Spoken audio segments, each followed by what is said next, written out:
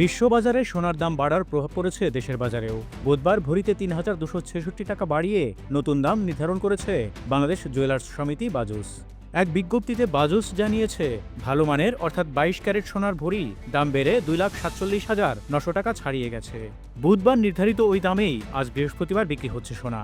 নতুন দাম অনুযায়ী সবচেয়ে ভালো মানের ২২ ক্যারেটের এক ভরি সোনার দাম ২,৪৭,৯৭৭ টাকা নির্ধারণ করা হয়েছে। সোনার দাম বাড়ানো হলেও অপরিবর্তিত রয়েছে রূপার দাম। ২২ ক্যারেটের এক ভরি রূপার দাম ৫,৭১৫ টাকা, ২১ ক্যারেটের প্রতি ভরি রূপা ৫,৪২৪ টাকা, ১৮ ক্যারেটের প্রতি ভরি ৪,৬৬৬ টাকা এবং সনাতন পদ্ধতি প্রতি ভরি রূপার দাম ৩,৫০০ টাকা।